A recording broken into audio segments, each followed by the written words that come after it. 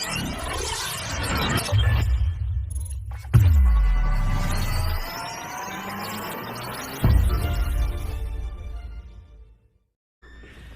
guys, Random Channel kembali. Apa kabar kalian hari ini? Semoga sehat selalu dan mudah rezekinya. Kali ini Mimin akan menceritakan alur cerita dari film Sarai Nodu. Film ini dirilis tahun 2016 yang disutradarai oleh Boyapati Srinu dan dibintangi oleh Allu Arjun. Sebelum lanjut ke alur ceritanya, dukung terus channel Mimin ya dengan cara like, subscribe, dan nyalain tombol loncengnya. Dan Mimin juga mau ngingetin agar nonton filmnya terlebih dahulu, karena film ini berisi konten full spoiler. Film Sarai Nodu ini menceritakan tentang seorang mantan anggota militer yang menegakkan keadilan di masyarakat. Dengan ketangguhannya, ia pun memberantas semua koruptor dan para mafia. Bagaimana keseruan kisahnya? Langsung saja kita simak alur ceritanya.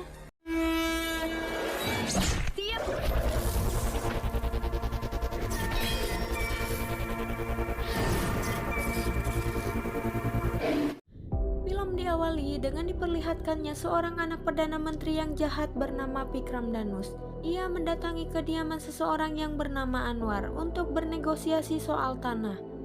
Anwar merupakan mantan tentara yang mempunyai lahan perkebunan yang sangat luas. Pada saat itu, Danus meminta Anwar untuk menjual tanah milik Anwar kepada dirinya. Akan tetapi, Anwar tidak ingin menjual tanahnya tersebut. Danus sangat marah, ia pun langsung membunuh Anwar.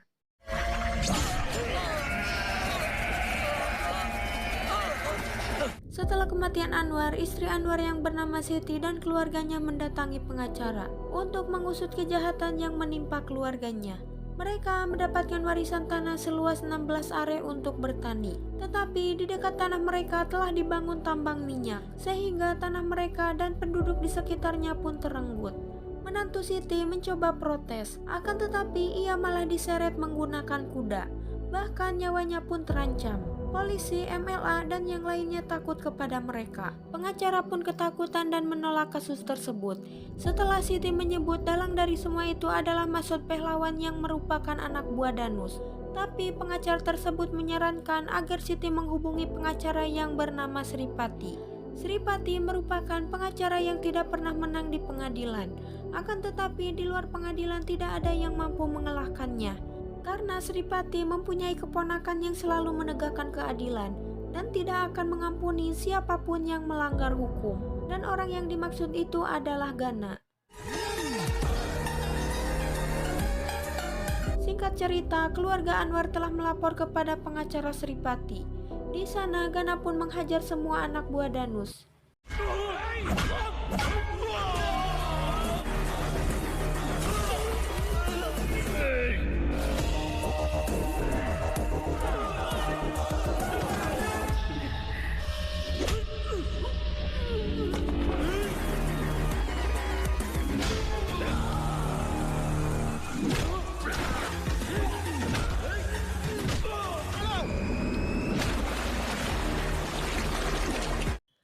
Pria ini bernama Umapati. Ia merupakan kepala sekretaris menteri sekaligus ayah kandung Gana. Pada saat itu sahabatnya yang bernama Jai Prakas menemuinya. Jai Prakas ini merupakan mantan kepala sekretaris yang terkenal baik hati dan dermawan. Pada saat itu Jai sedang mengeluhkan perihal pembunuhan yang dilakukan oleh Danus. Desa Haredan merupakan desa yang memiliki lahan pertanian yang sangat luas. Dan itu merupakan sumber dari kehidupan para penduduk di sana. Akan tetapi Danus yang merupakan anak menteri, ia malah mendukung pembangunan tambang minyak di sana. Mereka tidak setuju dengan hal tersebut, karena mereka tidak ingin desa mereka tercemari limbah. Mereka juga tidak rela jika tanah milik mereka direbut paksa oleh Danus. Akan tetapi Umapati berkata bahwa ia tidak bisa membantu Jai dan penduduk Haredan. Umapati malah mengalihkan pembicaraan. Ia bertanya tentang anak perempuan Jai yang sudah dewasa. Umapati mengajak Jai untuk ke rumahnya. Akan tetapi Jai menolak karena pada saat itu ia sedang sibuk. Shin berpindah ke rumah Umapati. Di sana Umapati memarahi Gana karena Gana telah melakukan perkelahian. Melihat keributan, ibu Gana pun menghampiri mereka. Ia bertanya apa yang sedang terjadi. Ternyata ayah Gana sangat kecewa dengan Gana yang menjadi seorang pengangguran. Padahal Gana adalah seorang pemuda yang berprestasi. Ia masuk militer dan memenangkan banyak medali. Akan tetapi 5 menit sebelum dipromosikan jabatannya, ia malah mengundurkan diri. Gana berkata bahwa pertarungan militer itu tidak hanya memiliki musuh di luar saja, tapi di dalam negara juga ada musuh, di mana orang dalam itu sendiri yang merusaknya. Maka dari itu seseorang harus pergi menyelesaikannya. Kemudian Umapati membahas masalah anak gadis Jai kepada Gana.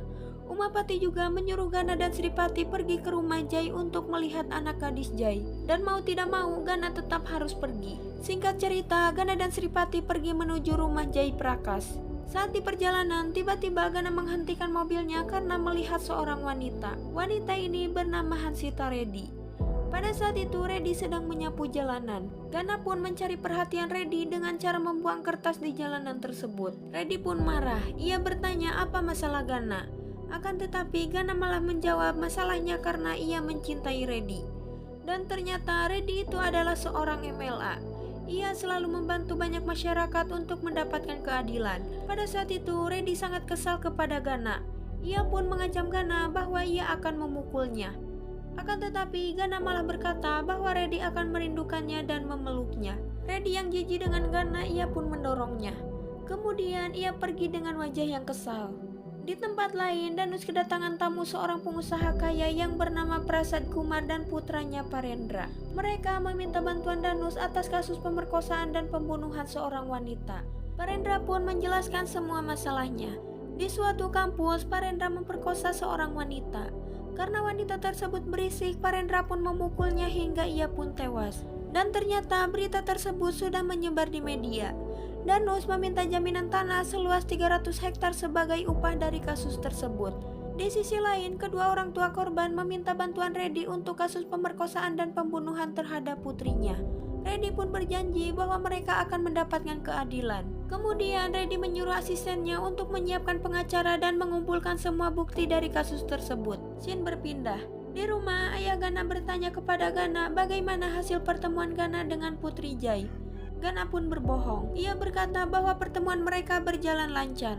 Gana pun berkata bahwa kedatangannya disambut dengan baik. Gana juga bercerita saat ia menemui Janu, Janu bertanya apa kebiasaan Gana. Gana menjawab tidak banyak, hanya bertengkar 3 kali dalam sehari. Gana juga berkata bahwa ia dapat uang dari rumah untuk mabuk dan judi. Kemudian Janu berkata, kamu tidak berguna ya, dan hanya gadis bodoh yang memilih calon suami yang seperti dirimu. Mendengar cerita Gana, ayahnya kecewa dan pergi. Selvi yang merupakan kakak ipar Gana berkata, sudah kubilang wanita itu akan menolak dirimu. Lalu suami Selvi menawarkan Gana agar menikahi adik Selvi yang gemuk. Selvi tidak terima adiknya dinikahkan dengan pria seperti Gana.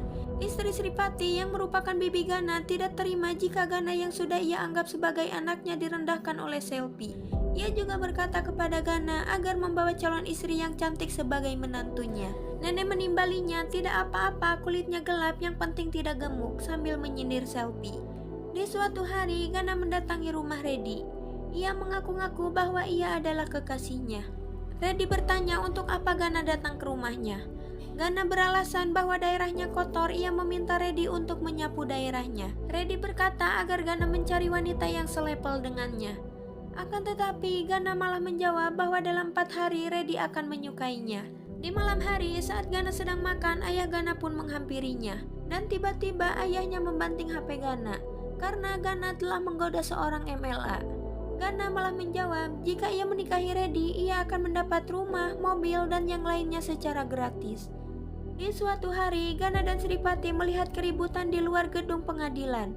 Orang-orang di sana meminta agar Parendra dihukum karena kasusnya yang telah memperkosa dan membunuh seorang wanita. Sayangnya pengacara dari pihak korban tidak kunjung datang. Ditambah lagi semua bukti dibawa oleh pengacara tersebut. Hakim marah karena sidang kali ini sia-sia akibat tidak adanya bukti. Kemudian Sripati berdiri untuk menggantikan pengacara yang tidak hadir itu. Tetap saja hal itu sia-sia karena tidak ada bukti. Singkat cerita, sidang pun dihentikan dan kasus pun ditutup. Orang tua korban sangat sedih mendengar keputusan tersebut, hingga mereka pun bunuh diri. Semua orang di sana sangat terpukul atas kejadian tersebut. Gana sendiri sangat tersayat hatinya. Di tempat lain, Danus mendatangi rumah Prasad Kumar untuk diberikan hadiah. Ia pun dipersilahkan masuk untuk meminum kopi. Saat membuka pintu, mereka pun sangat terkejut karena Parendra dan pengacaranya telah babak belur, ditambah dengan kaki Parendra yang telah buntung. Ternyata semua itu terjadi di bar saat mereka akan merayakan kemenangannya. Di sana Gana datang dan menghajar mereka untuk membalaskan kematian anak gadis yang telah diperkosa dan kedua orang tua gadis tersebut. Ia pun memotong kedua kaki Parendra. Super.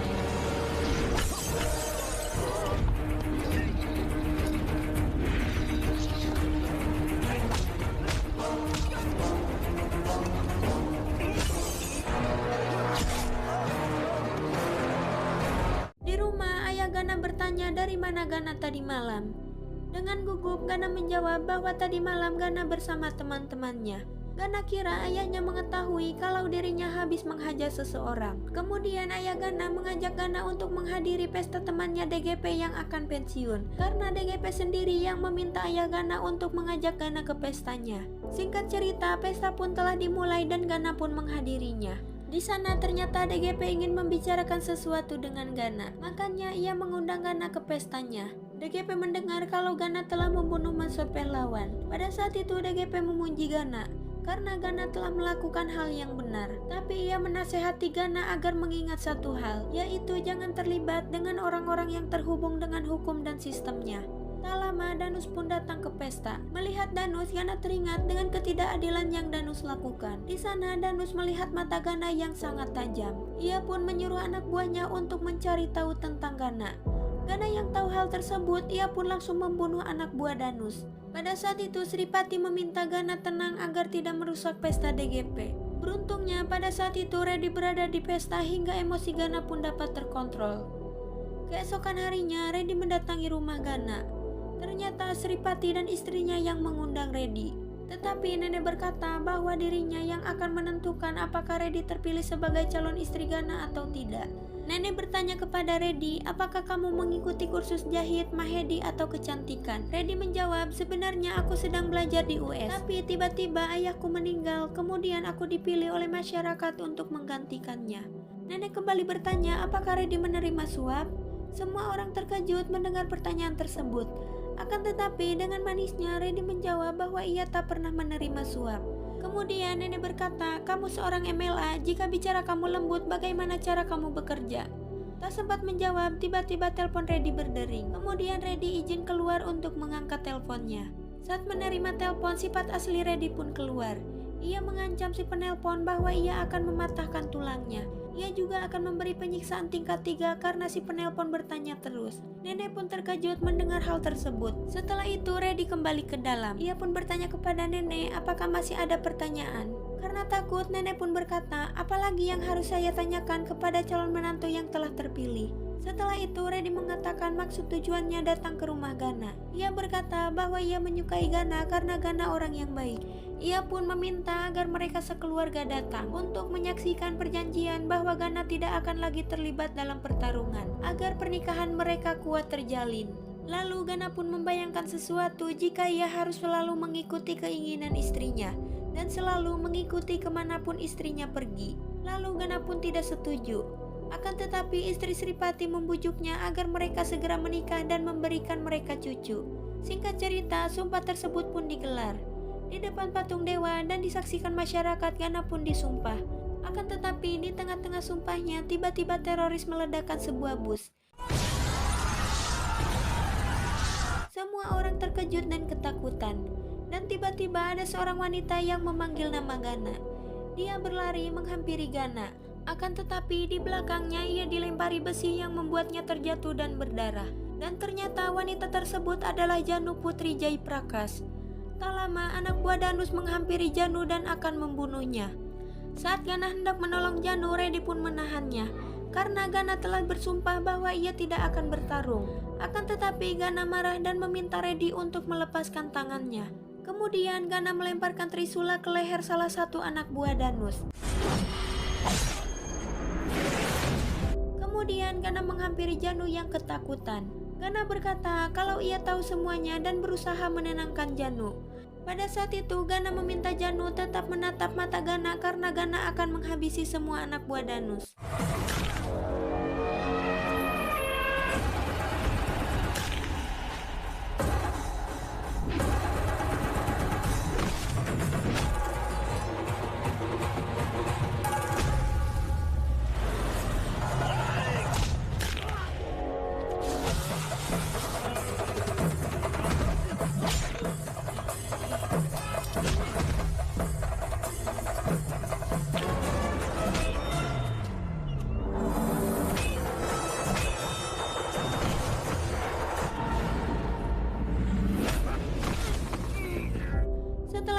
salah satu anak buah Danus berkata bahwa Danus akan menghancurkan Gana dan keluarganya. Akan tetapi Gana tidak takut. Setelah itu Gana membawa Janu ke rumahnya. Scene berlanjut di rumah. Janu menceritakan apa yang sebenarnya terjadi. Saat itu Gana dan Sripati datang menemui Janu di desa. Di sana mereka menunggu sangat lama untuk bertemu dengan Janu. Kemudian Gana menemui Jai Prakas yang sedang rapat. Jai berkata kalau Gana tidak dapat menemui Janu karena Janu tidak ada di rumah. Kemudian rekan Jai memberitahukan bahwa Janu melawan perusahaan minyak yang merugikan masyarakat desa. Anak buah Danus menculik Janu dan membawanya ke tempat Obul, salah satu anak buah Danus, agar masyarakat mau memberikan tanah mereka. Kemudian Jai berkata jika ia takut salah mengambil keputusan, karena yang mereka lawan adalah orang-orang yang kebal hukum. Jai juga menyuruh Gana untuk berkata kepada ayahnya bahwa Janu tidak menyukai Gana. Ia juga menyuruh Gana dan Sripati pergi agar mereka selamat. Akan tetapi Gana malah mendatangi tempat Obul dan berniat membawa Janu pulang. Di sana ia pun menghajar mereka semua.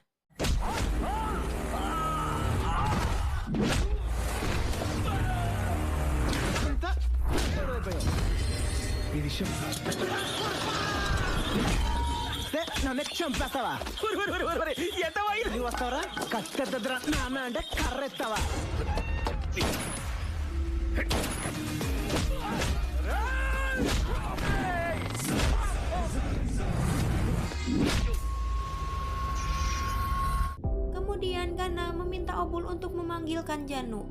Karena takut, Obul pun menyerahkan Janu kepada Gana. Singkat cerita, Gana pun membawa Janu pulang. Saat itu Gana bertanya kepada Jai siapa bos dari Obul. Akan tetapi Jai tidak memberitahunya, ia malah mengalihkan pembicaraan. Lalu Gana meminta tolong kepada Jai agar tidak memberitahukan ayahnya bahwa dirinya telah bertarung.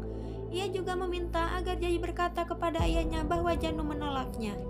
Kemudian Gana pun pergi. Saat Gana pergi, Janu menangis. Ia meminta ayahnya agar menikahkannya dengan Gana. Di tempat lain, Obul yang tidak terima, ia pun melaporkan kejadian tersebut kepada Danus. Danus pun mendatangi Jai dan penduduk desa. Mereka membunuh orang-orang yang ada di sana. Bahkan Danus melindas tubuh mereka dengan traktor hingga bercampur dengan tanah. Tak hanya itu, ia pun menusuk Jai karena tidak mau memberitahukan orang yang telah menghajar Obul. Dengan keadaan sekarat, Jai menyuruh Janu untuk pergi agar dirinya tidak dibunuh oleh Danus. Jai pun mati dan Janu dikejar-kejar terus oleh anak buah Danus. Keluarga Gana sangat terpukul mendengar cerita Janu. Ibu Gana pun menawarinya minum. Akan tetapi Janu malah meminta makan karena sudah 4 hari ia belum makan apapun. Janu pun diantar makan. Saat itu Gana berbicara kepada ayahnya. Ia berkata bahwa ia sangat menyesal karena tidak menghabisi penjahat sampai ke akarnya. Ayah Gana pun meminta Gana agar menghabisi orang-orang seperti Danus. Jika tidak, maka seluruh negara akan hancur. Mendengar itu, Reddy menghampiri Gana dan ayahnya.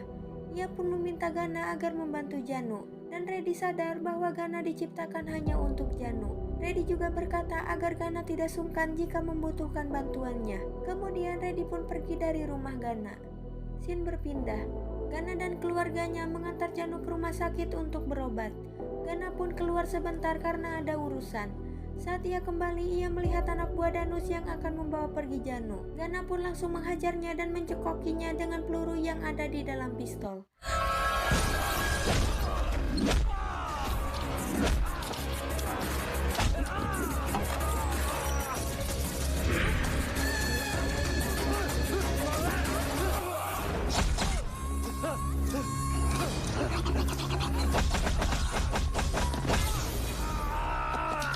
Cerita, Danus pun menculik Janu dan membawanya ke rumahnya.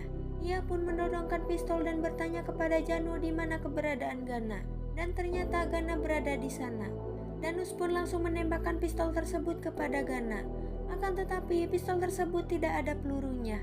Di sana Gana berkata bahwa ia telah menghajar Obul dan semua anak buahnya. Dan yang tersisa hanyalah Danus. Dengan sombongnya Danus mengatakan mereknya sendiri, alias siapa dirinya. Gana merasa kesal. Ia pun langsung menghancurkan TV merek Jepang, patung buatan Cina, dan juga brand Amerika dengan mudah. Apalagi jika hanya merek Vikram Danus. Kemudian ia langsung menghajar semua anak buah Danus.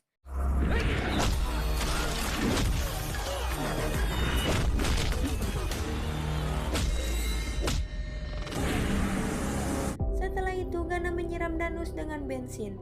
Gana pun menyuruh Janu untuk membakar Danus. Janu mengingat akan kejahatan Danus kepada masyarakat dan keluarganya. Kemudian Janu berkata bahwa ia tidak ingin membunuh Danus dengan mudah. Janu ingin seluruh dunia tahu kejahatan Danus. Kemudian Gana mengambil korek tersebut dan melemparkannya kepada Danus. Danus pun terbakar dan berlari hingga ia memecahkan jendela. Untungnya lumpur tempat bermain bebek menyelamatkannya. Janu menatap Gana dengan penuh haru. Kemudian ia pun memeluk Gana. Singkat cerita, berita penyerangan terhadap Danus anak Perdana Menteri itu pun menyebar. Di tempat lain, Perdana Menteri menemui Danus anaknya, dan di sisi lain, DGP menanyakan tentang penyerangan terhadap Danus. Gana mengaku bahwa dirinya lah yang melakukan hal tersebut. Lalu mereka mendatangi sebuah wawancara dengan membuat skenario. Gana menceritakan semuanya. Gana berkata kalau dirinya adalah penggemar Danus. Ia datang untuk meminta pekerjaan. Kemudian Danus menawari Gana bekerja di Hitachi buatan Jepang, Dragon Company buatan Cina, atau di Apple buatan Amerika. Dan Danus berkata bahwa merek itu sangat diperlukan. Gana pun bercerita bahwa tiba-tiba seseorang datang dan menghajar Danus. Danus pun menangis dan orang yang menyerang Danus pun pergi. Kemudian DGP berpura-pura bertanya lagi, apakah Gana melihat pria tersebut? Kemudian Gana memberikan foto para korban yang mati di tangan anak buah Danus, yang tak lain adalah Obul. Danus yang melihat penghinaannya pun marah dan tidak terima. Ia bersumpah bahwa ia tidak akan mati sebelum membunuh Gana. DGP pun meminta Gana agar mengantarkannya untuk menangkap Obul. Danus yang khawatir, ia pun segera menelpon Obul. Tapi sayangnya Obul sudah lebih dulu disergap. Keributan pun terjadi.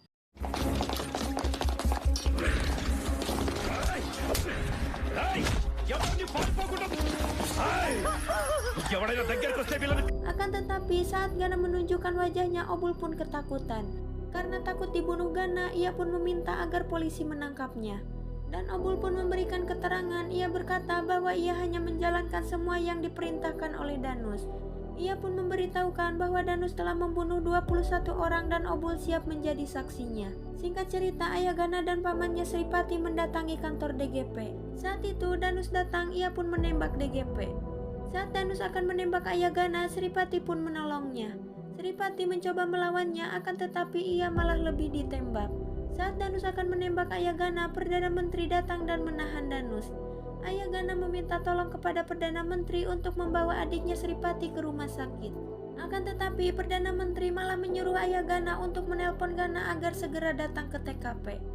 Kemudian ayah Gana menelpon Gana. Gana pun bergegas datang ke TKP. Sesampainya di TKP, Gana pun sangat terpukul melihat pamannya Sripati yang sudah terbaring lemah. Demi keselamatan Sripati, ayah Gana meminta agar Gana tidak melawan Danus. Danus dan anak buahnya pun menghajar Gana.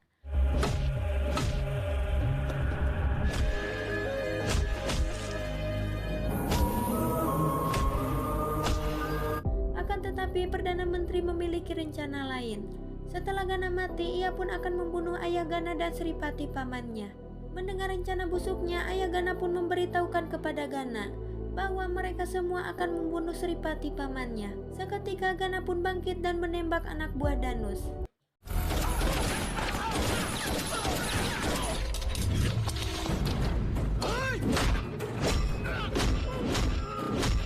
Setelah itu Gana membunuh Perdana Menteri. Gana pun meminta pamannya Sripati untuk bertahan dan memberi Gana waktu 2 menit untuk membunuh Danus. Setelah itu Gana akan membawa Sripati ke rumah sakit. Pertarungan sengit antara Gana dan Danus pun terjadi.